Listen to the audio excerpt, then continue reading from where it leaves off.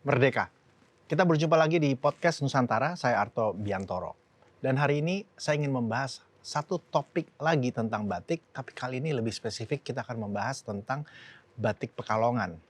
Kota Pekalongan memiliki narasi budaya yang sangat panjang sekali kalau kita bicara tentang batik. Dan hari ini saya ditemani oleh Mbak Mary Marcella. Dia adalah seorang pemerhati kain lawasan dan kita akan membahas tentang batik Pekalongan dan batik pesisir. Selamat datang di podcast Nusantara. Halo, Mbak Mary, Kak Mary, Mbak Mary. Kak aja boleh. Kak Mary. Lawasan itu artinya masa lalu, Yang lama. ya, yang lama gitu atau apa ya? Yang jadulnya lah istilahnya gitu. Ya. Kota Pekalongan ini jelas sangat identik sekali dengan batik. Awalnya saya berpikir batik ini Jogja, Solo gitu ya. Tapi kemudian semakin kesini ternyata juga kita melihat dan mendengar konsep-konsep atau pendekatan-pendekatan narasi yang disebut dengan batik pesisir gitu. Dari mana mulai model budaya atau kegiatan membatik yang sekarang ini kita kenal di Kota Pekalongan? Bisa ajak kita sedikit ke belakang. Nah, iya kalau kita lihat ke belakang lagi ya, sebenarnya itu batik diawali di Kota Pekalongan itu sekitar tahun 1700-an. Waktu itu kan memang masih ada Belanda, khususnya VOC, dia membuka kantor-kantor dagang, dan Pekalongan ini dilihat karena dia ada di pesisir pantai utara Jawa Tengah ya, itu menjadi salah satu kota yang terbilang seksi lah untuk melakukan perdagangan di situ. Ya karena kota pelabuhan ya? Betul, kota pelabuhan. Makanya VOC membuka kantor dagang tahun 1700-an, kemudian di 1754 pun bahkan VOC membangun semacam benteng di sana, Fort Pekalongan yang sampai saat ini masih ada gitu. Ya. Itu membuktikan bahwa ternyata kota Pekalongan ini dilirik lah masa itu. Dan sampai akhirnya Belanda juga atau VOC ini melihat potensi waktu di daerah setempat Pekalongan itu kan memang mereka sudah ada pembatik-pembatik lokal. Yang kemudian setelah itu kan tahun 1700-an bergeser ke pasca perang Jawa tahun 1825-1830 itu juga para keluarga dan pengikut-pengikut dari keraton dari Jogja dan Solo itu mereka kan bermigrasi ke arah timur, ke arah barat, salah satunya juga bermigrasi ke Pekalongan. Nah, jadi ketika warga Pekalongan kedatangan pendatang-pendatang ini juga akhirnya pebatik lokal berinteraksi dengan pebatik-pebatik dari keraton-keraton ini juga akhirnya menghasilkan juga karya-karya batik yang membentuk motif Pekalongan sampai saat ini seperti itu. Ya.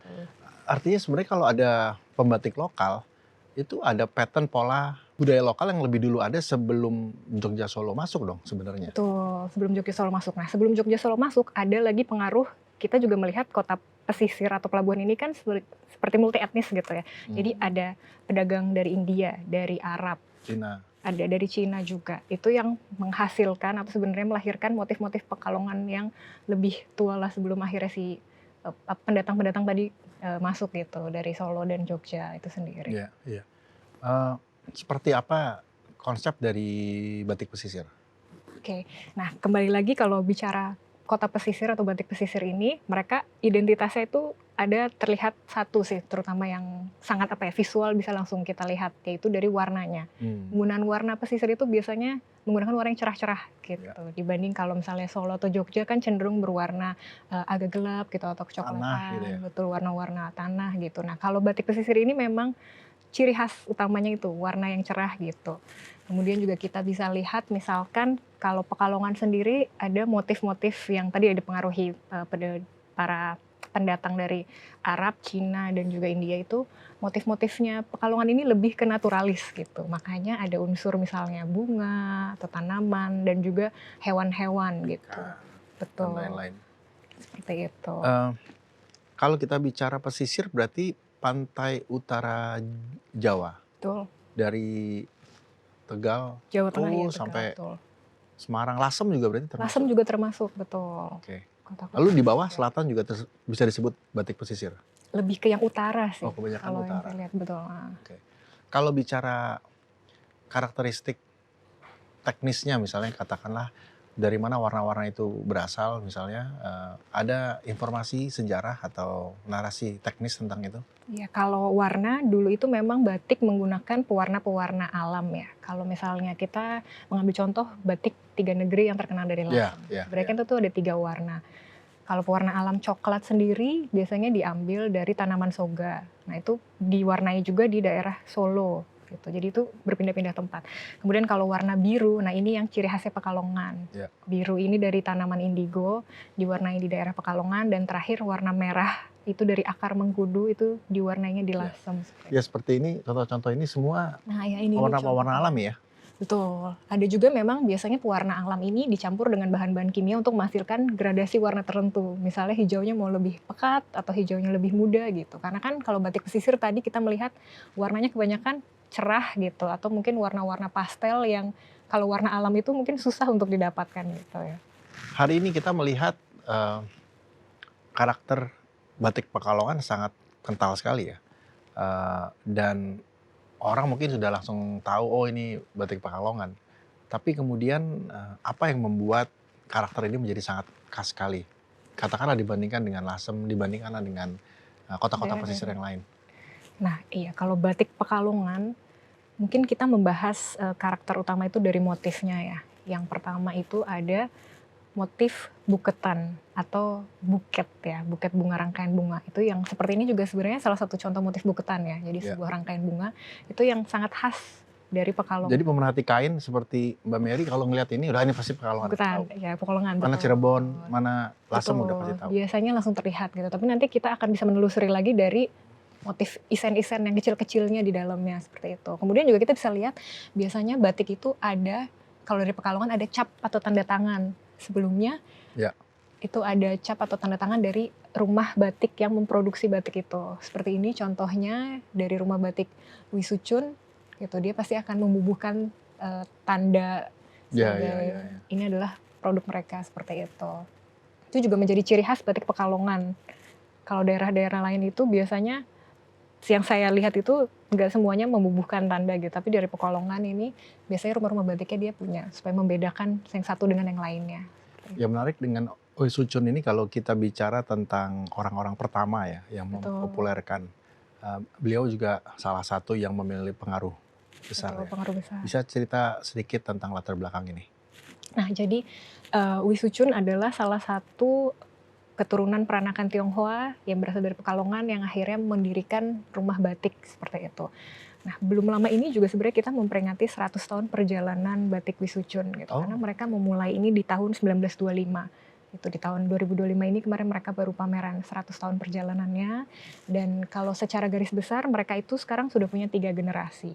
Jadi generasi pertama, generasi kedua sampai sekarang itu di generasi ketiga. Dan tiap generasi ini juga punya ciri khasnya gitu dalam proses membatiknya.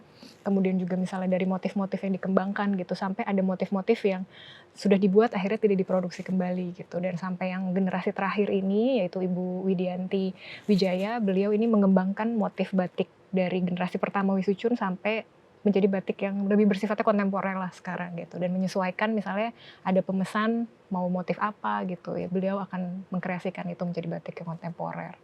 Jadi artinya pola-pola ini terus berkembang mengikuti zaman ya. Betul. Nggak diperbolehkan untuk kemudian membuat inovasi-inovasi baru dari generasi pertama. Ini berlaku sama di hampir semua pengrajin batik atau merek-merek batik lawas di sana kah?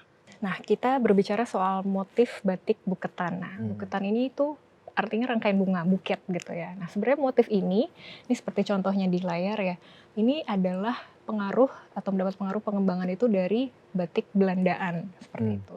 Pertama diperkenalkan oleh pembatik bernama Lin Matselaar, tapi waktu itu populer di tahun 1800-an oleh pembatik bernama Van Zuylen, Elisa Van Zuylen itu. Dia yang sebenarnya memviralkan lah istilahnya motif buketan ini. Jadi karena kota pesisir pelabuhan tadi, kemudian dibawa ke Belanda.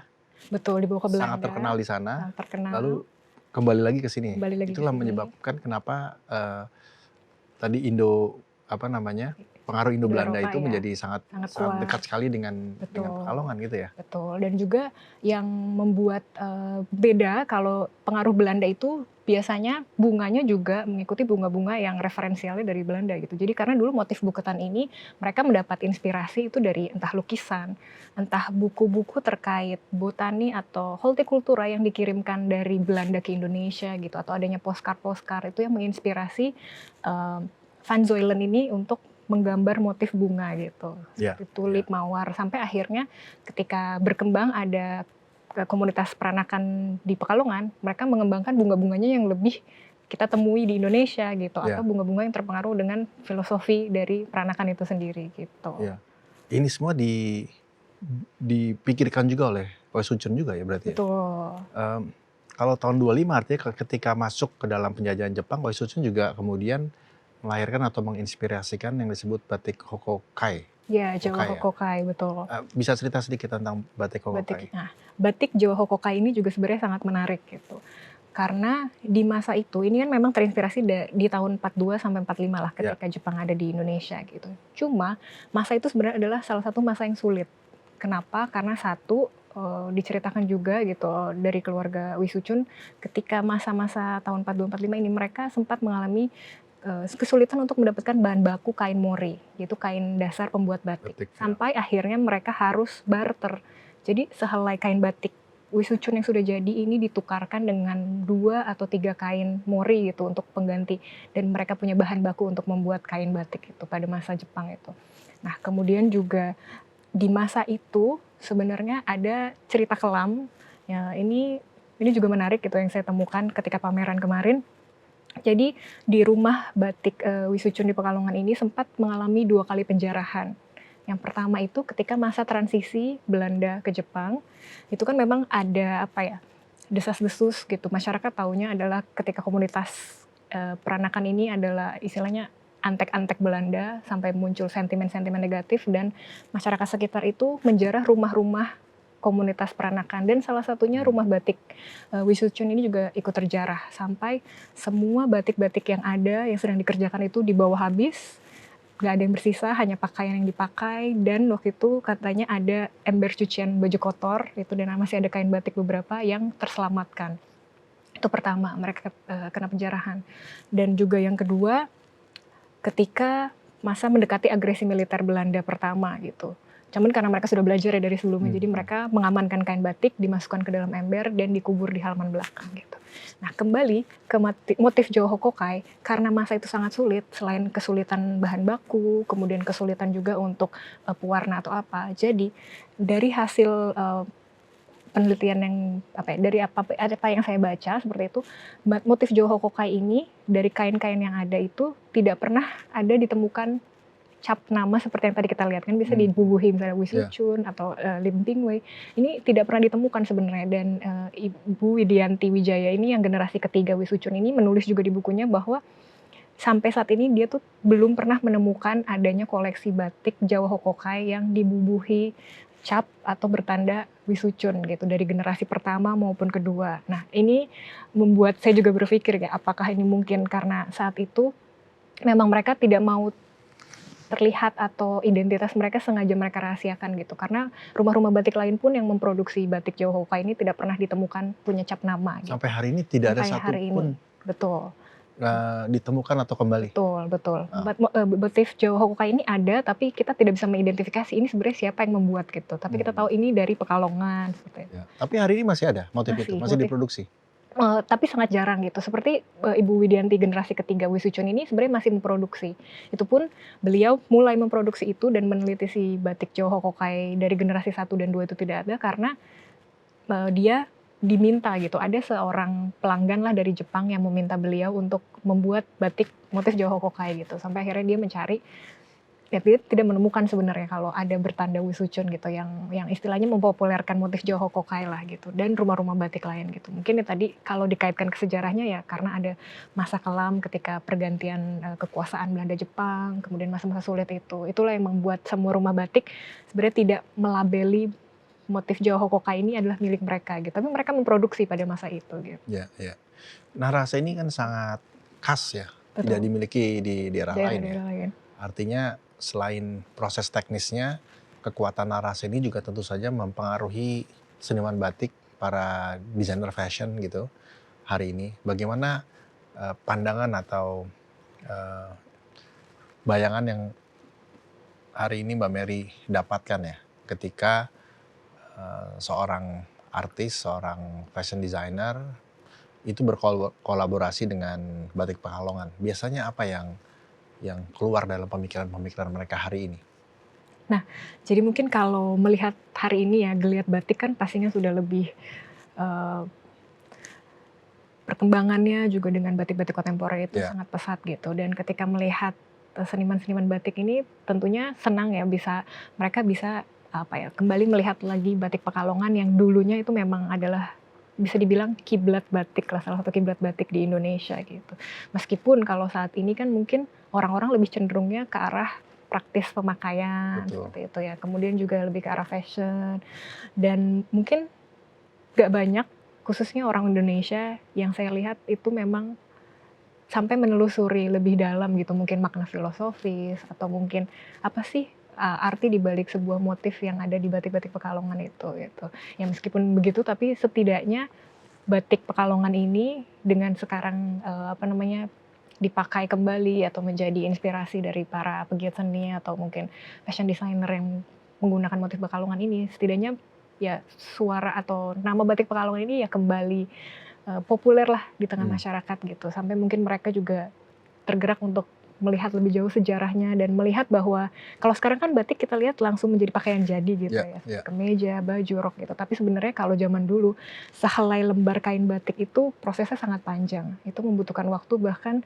bisa 1-2 tahun lebih gitu, karena dari kain mori yang polos, disiapkan dulu kainnya, kemudian ada biasanya tuh dalam produksi batik ada 3 waktu gitu, entah waktu produksi, waktu menunggu, dan juga waktu tak terduga. Karena ketika misalnya musim hujan, mereka tidak bisa menjemur kain, itu ada waktu pending-nya apa. Jadi itu tuh proses sebenarnya sangat panjang gitu, dan mungkin kalau zaman dulu trennya, ini terkait juga dengan batik lawasan, orang itu akan sangat sayang untuk menggunting kainnya. Karena selembar kain itu ya seperti apa ya, lukisan yang utuh lah Hmm, gitu. hmm. Jadi sangat sayang untuk dijadikan baju atau apa seperti itu. Cuman ya kembali lagi gitu karena pergeseran sekarang juga pandangan dan tren dan fashion gitu, sebenarnya ya sah-sah saja gitu Ya, ketika ya. kita bisa Ya, memakai dan batik. menariknya sudut pandang itu hari ini semakin menguat ya. Betul. Artinya eh, masyarakat tidak lagi melihat Batik Pekalongan hanya sebagai fungsi, tapi justru sebagai bagian dari identitas, bagian dari membangun value nilai jual yang notabene tentu saja sangat kaya sekali. Ada teknologi baru mungkin yang disematkan sepengetahuan Mbak Mary? Nah, kalau di Pekalongan sih saya sebetulnya belum pernah ke Pekalongan gitu, saya waktu itu ini malah ke Lasem gitu. Ada beberapa rumah batik yang memang sudah lebih cenderung modern gitu, ada yang tetap mempertahankan misalnya originalitas dengan perajin-perajin, lokal yang Hmm. mungkin sudah sepuh gitu. Tapi memang kalau kembali lagi gitu, pasti teknologi itu tetap ada perkembangannya. Tapi, kita melihat kembali lagi batik ini mau mau dibawa kemana gitu, antara batik yang memang original lawasan dan juga batik yang sekarang diproduksi lebih untuk misalnya ekspor atau massal, itu kan pasti membutuhkan juga tadi ya, dukungan teknologi-teknologi terkini gitu untuk bisa Ya, ya, memenuhi kebutuhan. ya. Sebagai pemerhati, em, apakah Mbak Mary merasa bahwa masa depan batik lawasan ini memiliki potensi untuk dikembangkan semakin kuat atau justru kita harus mulai prihatin nih dengan kondisi atau pertumbuhan genre-genre atau style-style batik yang baru ya? Apakah sebenarnya mereka sudah melewati titik kritis mereka, titik aman bahwa katakanlah ada beberapa budaya-budaya yang memang kemudian perlu diselamatkan, tapi juga ada budaya-budaya yang katakanlah sudah bisa dijamin tidak akan punah gitu. Hmm. Bagaimana Mbak Mary melihat pertumbuhan batik pesisir, khususnya batik Pekalongan di masa yang akan datang? Nah, memang betul ya kalau dari sisi kita melihat lagi secara khusus ya ke batik lawasan, memang sebenarnya cenderung prihatin ya, karena kembali lagi tadi ya, untuk perajinnya sendiri, itu sudah tidak sebanyak itu gitu. Oh, oke. Seperti, yang diceritakan juga dari yang generasi ketiga Wisucun ini, memang di rumah batiknya sudah tidak terlalu banyak tuh pebatik-pebatik yang memang sangat ahli dan bisa dipekerjakan untuk membuat motif-motif sebagaimana dulu dibuat gitu. Dan juga, kalau saya melihat juga sebenarnya yang banyak menjadi istilahnya apa ya, peneliti atau yang sangat into batik itu bahkan bukan orang Indonesia. kolektor-kolektor dari luar misalkan gitu, atau peneliti dari luar gitu. Mungkin jadinya itu yang membuat, mungkin yang juga memotivasi saya dari awal untuk melihat kalau kita tuh harus merangkul nih batik ini gitu. Ketika memiliki ketertarikan dengan batik, ya saya berharapnya kita sebagai orang Indonesianya sendiri yang kita yang mewarisi budaya kita, dan kita juga yang bisa mempelajari itu lebih dalam gitu. Dan jadi kita tahu sebenarnya makna dari selembar kain batik itu gitu. Bukan malah orang-orang luar yang mungkin malah lebih tertarik, dan bahkan koleksinya tuh banyak di luar dibanding di Indonesia gitu. Itu banyak kan di museum-museum di luar Iya, negeri. iya. Kadang-kadang kalau ngelihat di media sosial ya, orang-orang luar yang kemudian menceritakan tentang batik, tapi sesuatu yang kita belum pernah lihat. Ini juga Betul. berlaku di katakanlah seni tradisi yang lain Betul seperti banget. tari, seperti musik tradisional. Ini Iya. kadang-kadang di satu sisi bangga, tapi di satu Tapi di sisi sisi juga, iya. Gimana aduh, nih kita sebagai orang Indonesianya ya itu. ya, ya. Apakah ada upaya-upaya? Saya tahu ada banyak buku-buku tentang batik pesisir misalnya, eee, podcast, konten-konten yang berhubungan dengan itu. Artinya kalau selama ini kita berbicara tentang informasi misalnya, apakah itu sesuatu yang sekarang cukup kita bisa banggakan? Nah, kalau sumber-sumber informasi yang bisa kita dapat ya itu, memang terbilang cukup banyak, tapi balik lagi kalau yang selama saya lihat itu seperti penerbitnya atau kolektornya, saya lihat itu memang berasal dari luar gitu. Ada yang berasal dari Indonesia juga, tapi memang tidak terlalu banyak gitu. Jadi kita memang masih kekurangan menurut saya peneliti-peneliti, orang-orang yang benar-benar, into batik, dan juga ya mungkin menuliskan ya, karena kembali lagi batik itu mungkin budaya yang bukan tertulis gitu, Iya, iya, sesuatu yang kita wariskan, sesuatu yang kita pakai, tapi untuk menjadi sebuah kajian itu bisa dibilang ya kita masih butuh banyak peneliti-peneliti Indonesia lah untuk mengembangkan, mencari tahu iya, terkait perjalanan batik di iya. Indonesia itu sendiri. Sebagai pemerhati, apa yang menurut Mbak Mary penting hari ini untuk dilakukan? Katakanlah, ya lebih banyak buku, lebih banyak komunitas, lebih banyak perkumpulan. Apa yang menurut Mbak Mary penting untuk bisa membuat batik-batik lawasan ini bisa terus bertahan? Mhm. Nah, untuk saat ini tren yang saya lihat juga sebenarnya ada beberapa komunitas yang diinisiasi anak-anak muda dan menggerakkan, istilahnya budaya berkain lah. Ya, Itu ya, adalah ya. sebuah apa ya, mungkin Itu intro yang keren ya. cukup baik lah gitu. Tapi dari situ juga saya berharap selain hanya mengenalkan budaya berkain atau mengenalkan batik itu sendiri, tapi secara spesifik terkait batik lawasan ini ya, karena batik lawasan ini kan memang lebih kompleks gitu, dan ini yang menjadi, mungkin orang tidak tahu banyak tentang batik kalau tidak menelusuri lebih dalam gitu. Dan ya saya harap juga dari, ya tadi ya, entah dari komunitas-komunitas, anak muda yang berkain ini sendiri bisa bukan hanya sekedar ikut tren gitu, tapi juga mereka nanti akan tumbuh, mungkin lahir, kecintaan lebih mendalam, kemudian mereka lebih memperhatikan dan bisa mempelajari juga sebenarnya makna-makna yang terkandung di dalam sebuah atau selembar kain batik itu sendiri. Iya. Mbak Mary Marcella, terima kasih banyak. Jadi belajar banyak tentang batik Pekalongan hari ini. Demikian bincang-bincang kita hari ini tentang batik Pekalongan. Kita belajar banyak bukan hanya soal pola, tapi juga tentang sejarah perjuangan narasi yang begitu panjang. Dan mudah-mudahan ini menjadi semangat bagi kita untuk terus mencintai Indonesia. Anda bisa menyaksikan tayangan ulang kami di YouTube channel dengan nama Podcast Nusantara. Dan jangan lupa unduh tayangan-tayangan menarik lainnya hanya di DAE Plus. Podcast Nusantara, hidupkan cinta Indonesia. Indonesia.